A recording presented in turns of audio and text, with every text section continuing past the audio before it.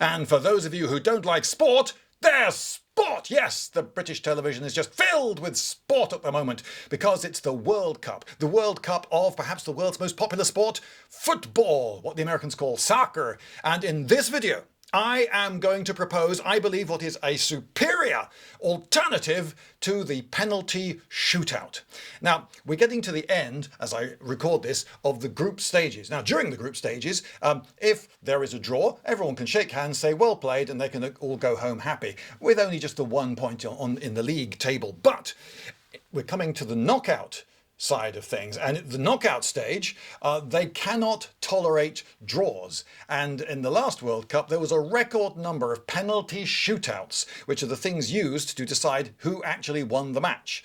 And the thing about penalty shootouts, well, nobody likes them. The players hate them. No one likes having to take a penalty because it's just so high pressure, everything down to one kick, and then so much luck is involved. It's so unfair, and you can be yes, you can be a hero, but you can so quickly become a villain by missing a penalty and losing the hopes of your entire nation.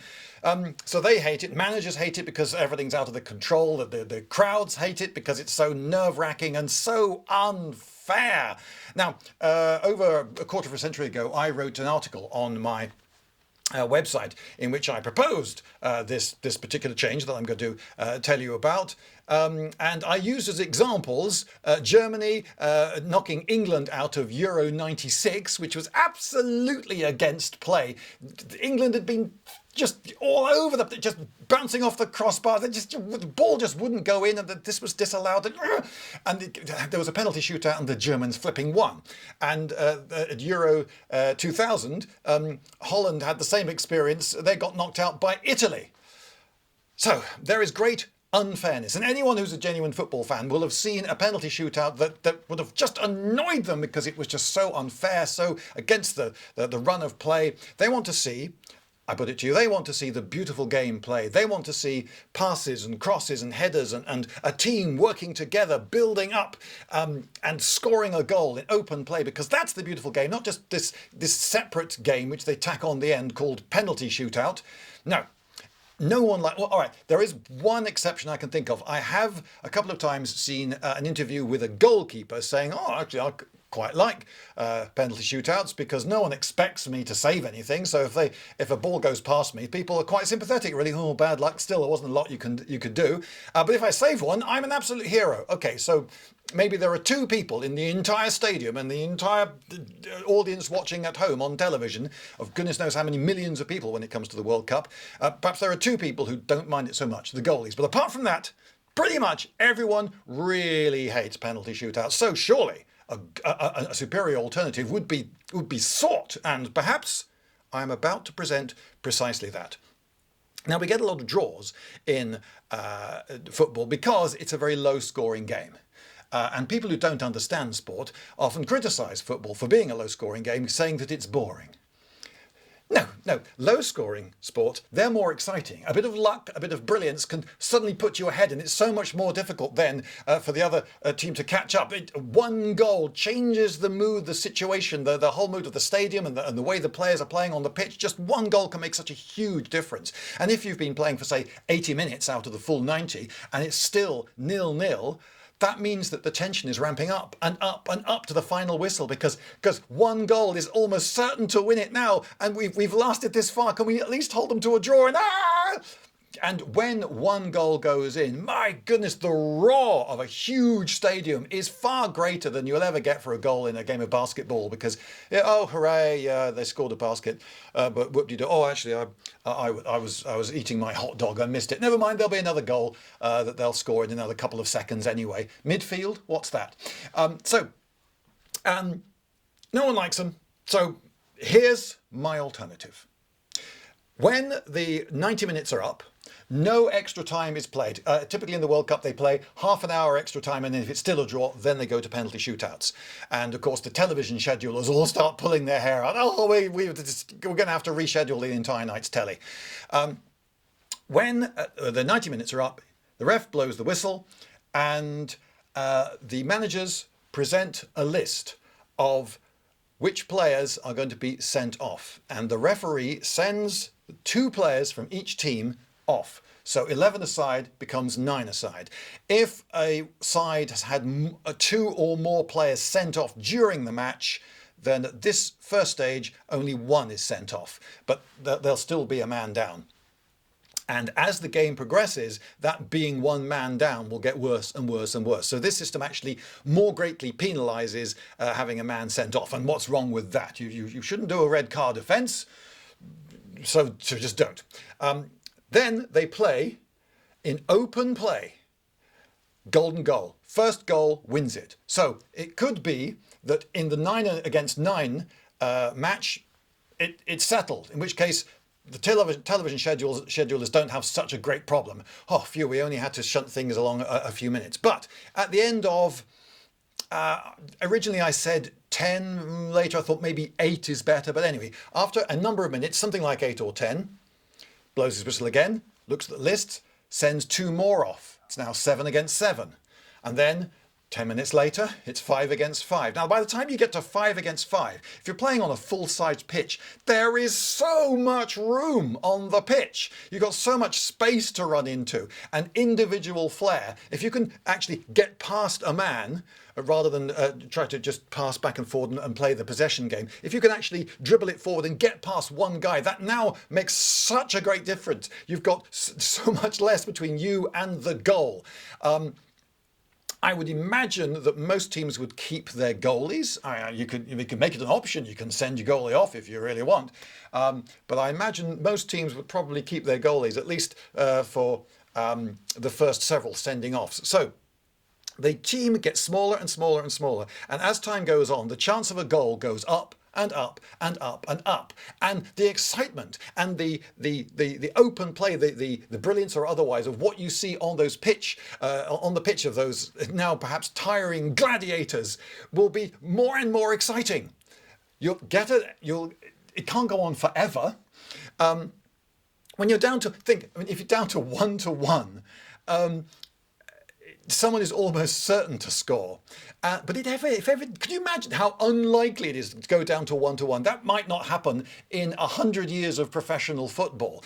But if it did, that game would be remembered forever. It would be so talked about. You don't remember every kick of a penalty shootout. You might remember a couple of particularly significant ones that affected your particular team. But a match that goes down to 1 against 1, people around the world are going to want to watch that. That would be one hell of a spectacle. I didn't say, and it starts with a drop ball, so there's no centre. Instead of a centre, you have a drop ball, so it's fair from this start. So, it's one way to create greater memories, greater heroes. And in the year 2000, I wrote to the FA. And I got a reply. And the FA, the Football Association in Britain, and the reply was essentially, this is interesting. Why don't you contact FIFA? So I wrote to FIFA. And to my surprise, I did actually get a reply on headed notepaper with the little coloured logo and everything from FIFA. And then I replied to the reply. And I have my reply here, which quotes most of their letter. FIFA, PO Box 85 8030 Zurich, Switzerland. 24th of July 2000. Dear Andrin Cooper, thank you very much for the opening pleasantries. You say that my proposed alternative is not a viable system and go on to give your reasons. Your reasons, however, I believe to be flawed. If anything, they refer more to the current system than to my proposal. You write, I've now got to decide on an accent for Mr. Cooper. Cooper sounds very English, doesn't it? Very English name. But Andrin, could that be Andrin? When in doubt. It does not offer a concrete conclusion to a match. It is always possible that neither team manages to score. In this case, players would be exhausted and less likely to score rather than more likely. Well, actually, the current penalty shootout system could go on forever because you could score, they could score, you could miss, they could miss, and you have to keep going. If at the end of 5 penalties, possibly you're not into football, so you don't know. Each team takes 5 penalties, and if it's still a draw at the end of 5 penalties, they just keep going until one gets ahead. And that could, in theory, though in practice it never does, go on forever. Yeah, so I make that point. And right, also penalties start after half an hour of play. So television schedulers are much more adversely affected. Um, Now, I'd like to. Sorry, I do go on a bit. Essentially, I'm making a lot of the points. Tiredness. He talks about tiredness and exhaustion. Yet, well, I'm not entirely sure what the rule on substitutes should be. Possibly, if you've got substitutes you've left to deploy, then that carries on into the post full time, the sending off stage of play.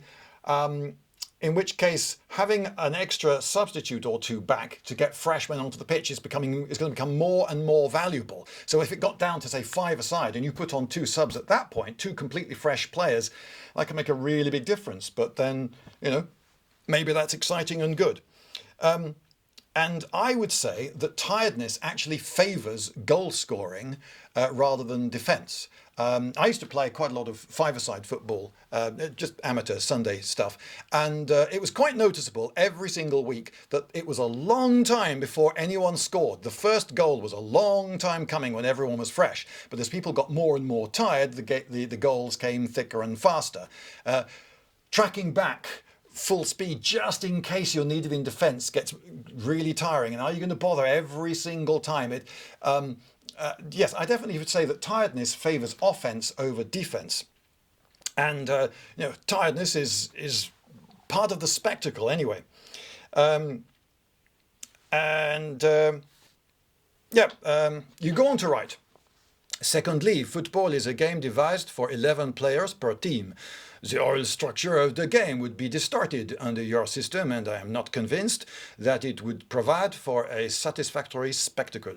Well, I say that my suggestion is greater spectacle, and that this is a positively strange objection to my system, because the penalty shootout, that doesn't even resemble the beautiful game. That's not free-flowing passing and headers and all the rest of it. It's just penalty kick. That's it. It's not football at all. So it starts 9 players aside. So if your objection is that it's designed for 11 players aside, but instead we're going to make it 1 player versus a goalie single kick, I think that this objection just makes no sense at all.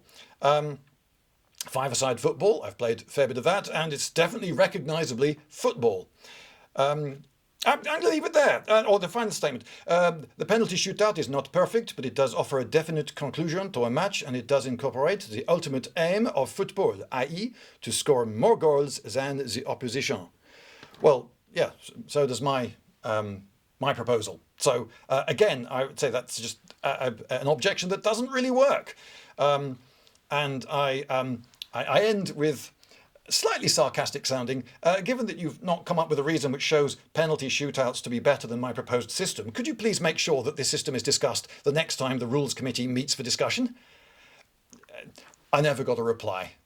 But what do you think?